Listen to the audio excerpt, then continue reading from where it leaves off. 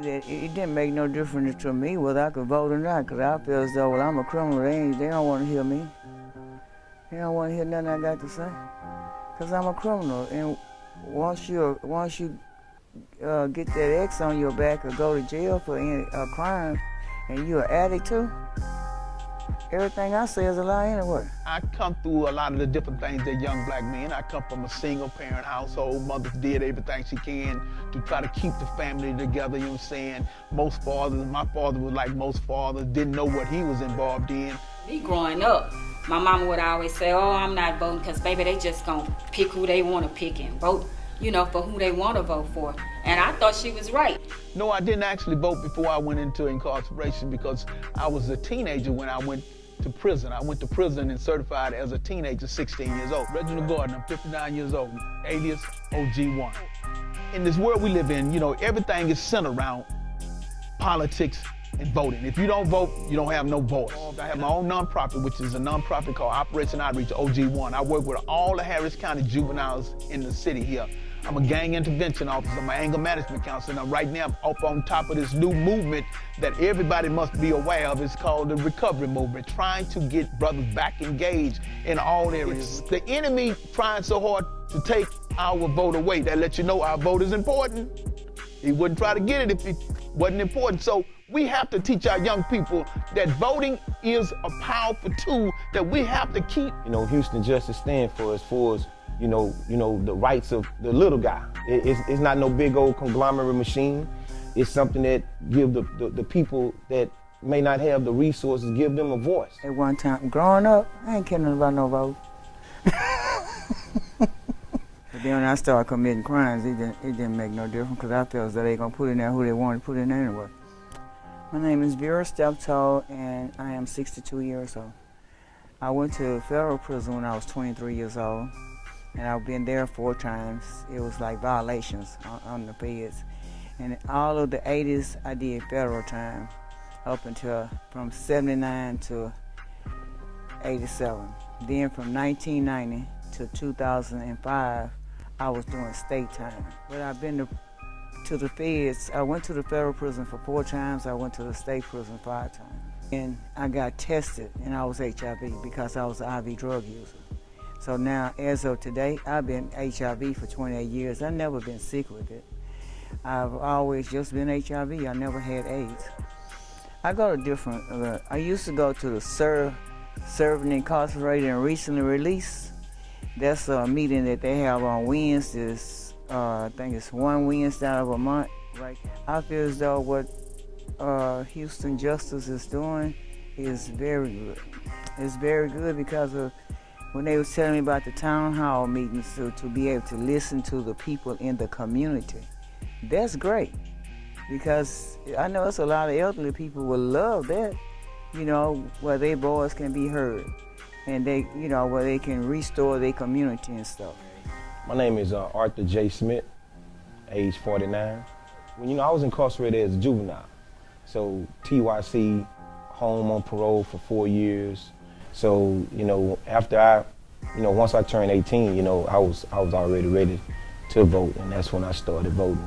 Yeah, I was always into voting because I knew that, you know, I want my voice to be heard in everything I do, man. You know, I know I have a voice. I have a whole lot to say because, you know, I demand respect, so, you know, I always give respect, you know. So I know that in order for me to be counted in any way, shape, form, or fashion, you know, voting is the only thing that really neutralizes, you know, now that, you know, it's been our civil right to be able to vote. Anything else, you know, you got to keep fighting for, but voting is the one thing that once I knew about Bloody Sunday and knew about, you know, the different race of people that died for this here, so it meant something for me to be able to exercise my vote when I'm knowing that somebody actually died to have an to give me an opportunity to vote. You know, that meant something. It still means something to this day.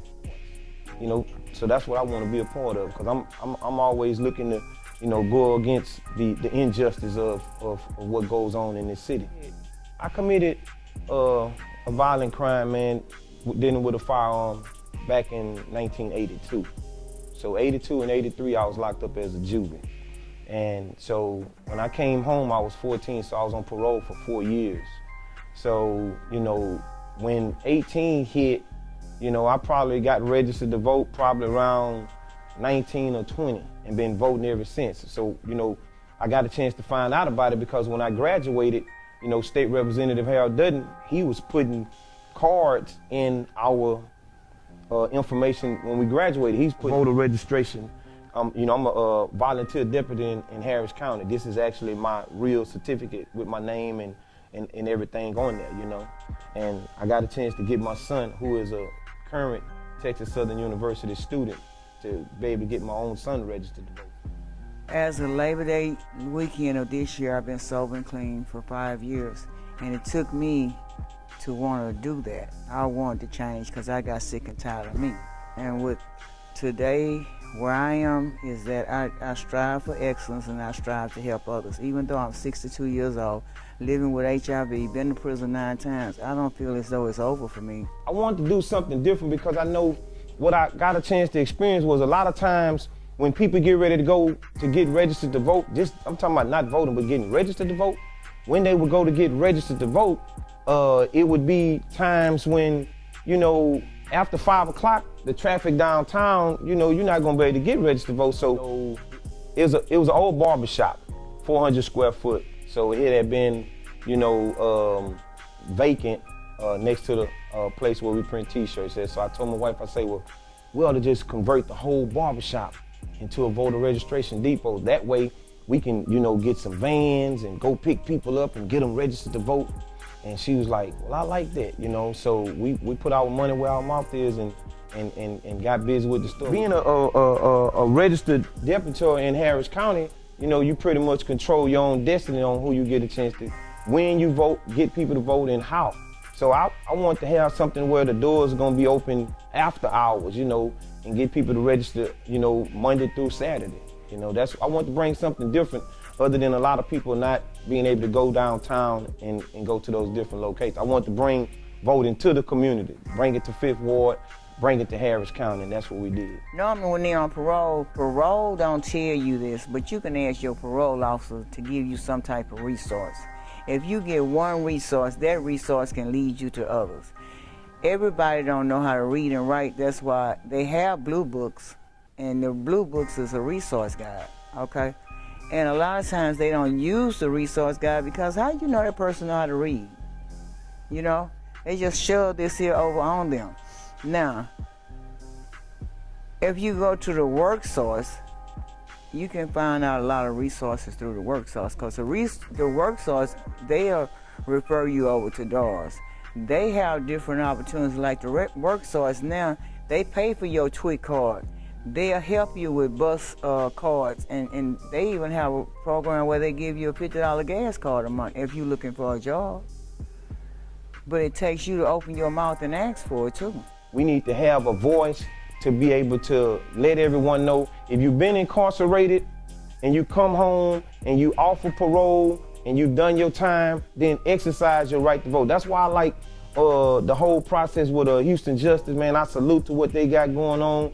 As far as, you know, the concept and the forecast on being able to go to Harris County and get people registered to vote that are incarcerated, but they are capable of voting, but they just locked up. A lot of time it be on misdemeanors. A lot of time it be on the fact that they don't have the money to, you know, come home from jail because they don't have bond money. But I think it was brilliant, you know, for Houston Justice to be able to come up with that concept, man, and that we need some exposure on that. We need some spotlights on the fact that this is something that's getting people registered to vote while they're incarcerated, you know, and just don't have bond money to come home. You know, they still have a voice, and I really salute to that.